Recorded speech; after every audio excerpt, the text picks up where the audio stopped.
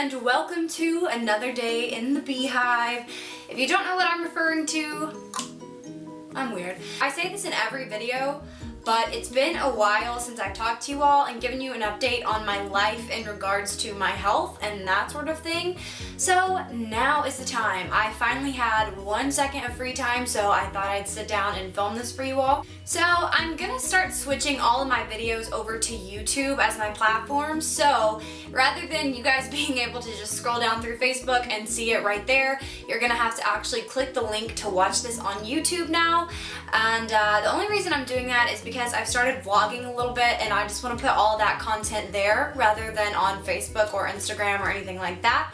So go ahead and just click the link or go ahead and subscribe to my channel if you want to watch my vlogs about my life, not my cancer life, if that makes sense. Okay, awesome. So let's get started.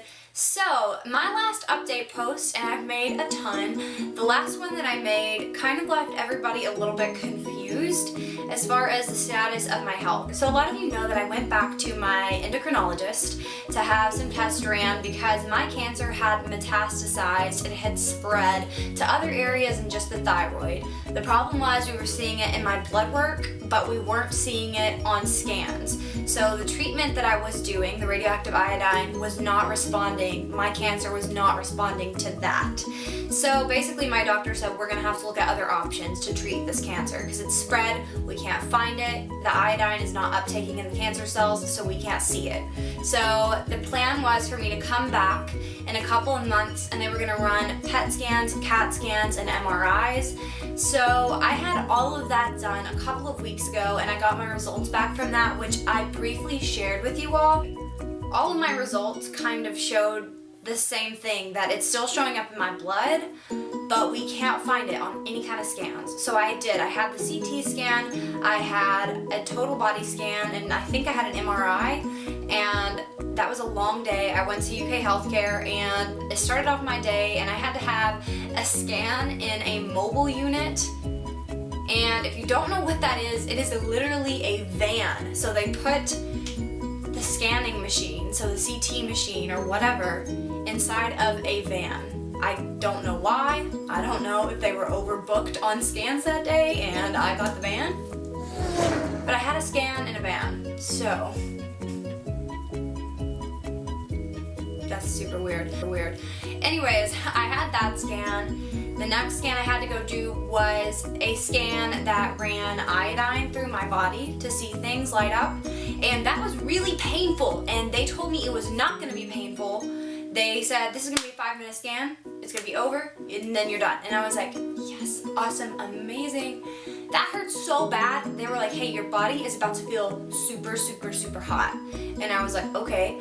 And then they were like, here comes a contrast dye. And they shot it through my IV. And my body felt like I was on fire. I mean, I literally yelled. And the people were like, I'm sorry, that happens to everybody a lot of the times. And I was like, you told me it was gonna be easy. You told me it was gonna be 5 minutes and over and done. And then it was painful. And I don't know, I felt lied to. When you try your best but you don't succeed. I'm kidding. So that was done, and then I had to get a bunch of blood work done. I was bruised up for weeks. I'll try to insert that picture. But I had so many blood labs ran and I had so many IVs that day that my arms were just like bruised forever. Also, I was not allowed to eat for 24 hours, including that day. So I was starving. I didn't even get any results until 4 o'clock that day, and that was when I could finally eat. So 24-hour fast, and that day I was super, super hungry. So I was cranky. Feel sorry for my mom because she was with me. I was probably terrible to deal with. Anyways, after that, I go up to the doctor, I go up to my endocrinologist or my oncologist, whatever you want to call it, and they give me the news that basically it's still in there and we're not seeing it. So I was kind of discouraged because I wanted to find it. I wanted to know where it was and get it out, because I'm sick of knowing it's in my body but not knowing where and not knowing what it's doing. The only other thing they found was that I have a lesion on my liver, and that sounds serious, but this is not a harmful lesion. This is literally just a small tumor that is not cancerous. So they've been keeping an eye on that, and that was fine. But other than that, they said, listen, we have absolutely fried your body out over the past couple of months with all these scans, being hypothyroid, doing that process a couple months ago. So we're giving you a year off pretty much before we go back and scan, because there is cancer, but it's not harming your everyday life. So we're gonna wait and then scan you again, because the thing is, if you do too many of those scans, it ends up causing more problems in your body than if you would have just left it alone for a little bit. So I'm thankful that I get a break. I basically get an entire year off from everything. Now, if I start feeling bad or something happens, obviously I would go back, right? I would contact my doctor and let them know. But for the next year, I'm pretty much off and free to live my life. And that's so insane to me, because this has been my life for the past 2 years. Continuously. I have had to make it my life. I've had to make getting well and fighting my life. And I know that's sad, but you have to dedicate yourself to getting better and to fighting it off. And that's what I've had to do for the past 2 years. Not to say I haven't had amazing and incredible moments over the past 2 years, because I have. The best of times, it was the worst of times, like that kind of complex. So I kind of just get a break, and I don't know what that's like. Like, I haven't had a normal life in 2 years. So I'm kind of thankful, that I'm kind of relieved. I know what I wanted was to just find it, and if I had to do more treatments, so be it, at least it was over. But it's kind of a blessing to just get time to be normal and to live a normal life, which is an adjustment for me too. And I'm used to just scans and preparing for scans and having it in the back of my mind, and now I don't have to think about it for an entire year. I have to think about keeping myself healthy, keeping my immune system up, because obviously if I stress, if my immune system is poor, then it's going to grow that cancer. So I have to be very, very conscious of my health, which I try to be anyways.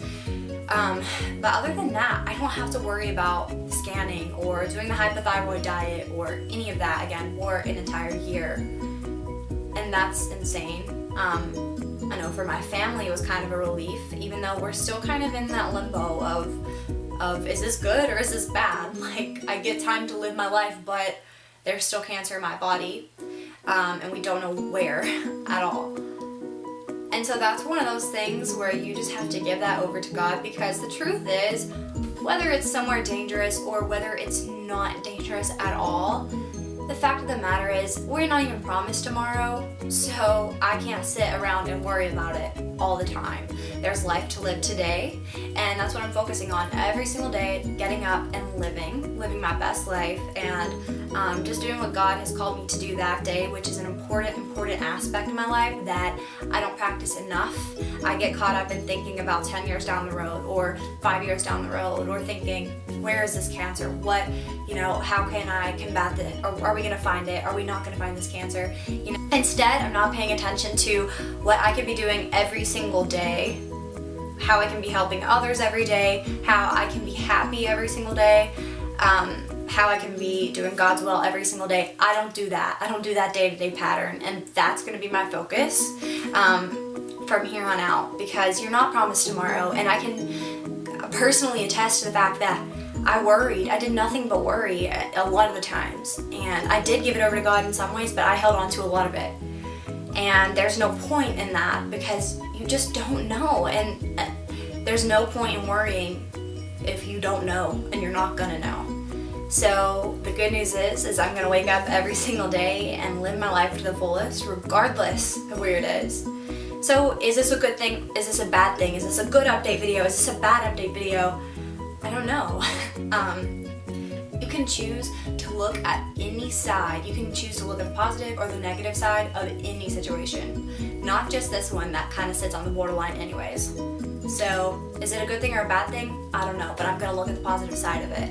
And you can take that for anything. I don't know what you're going through or whatever, but that can be applied to any situation at all. So I try to share my wisdom that I don't have with you all in every video. So take that or leave it, but that's how I'm looking at my situation. Thank you all for riding this wave with me and for crying with me when we got bad results and being really happy with me when we got good results. That's not an easy thing. Can't say thank you, thank you, thank you enough.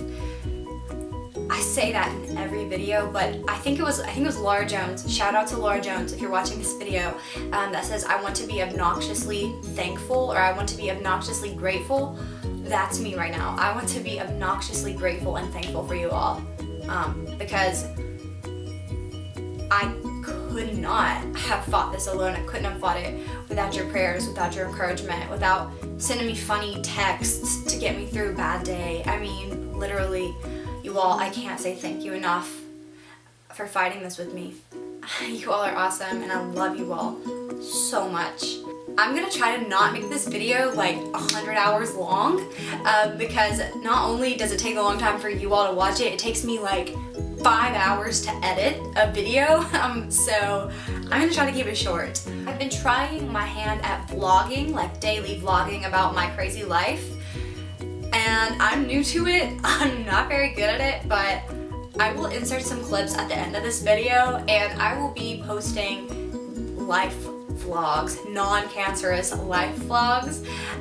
So you guys can check out my YouTube channel if you want to. I'll be trying to build that up over the next couple of weeks and months because it's something I enjoy, it's just for fun. I'm not like insane about it, but I've been enjoying kind of filming my everyday life and the crazy stuff that goes on. So anyways, go ahead and subscribe and like this video. Share this video if you want. I hope to be an encouragement to you all. You all encourage me. You guys, I love you all so much. Like, I cannot tell you how much I love you. And I promise to keep you all updated. Okay guys, thank you so much for watching this video. I love you all and I will talk to you in my next video. Bye! She's like so done with me. Look at her face right now. Bruh. Pretty much, my excuse is that I came here for Christmas shopping, but the truth is like I'm pretty sure I just came here to get Panera Bread to eat. Panera Bread, look, there it is. So I'm parking illegally. Not only am I crazy about Panera, I will break the law for Panera. Okay, this one's supposed to be a romper, and it makes me look like I'm wearing a muumuu, like a bathrobe. But my car is so loud. Do you hear the road noise? Yeah. Oh, I'm still late. My hair is a big fuzzy mess, but you know what? It's gonna be a good day. I slept in, I got extra rest, and that's what I needed. So, I will keep you guys posted, but I've got to get to where I'm going, so. Oh, I'm trying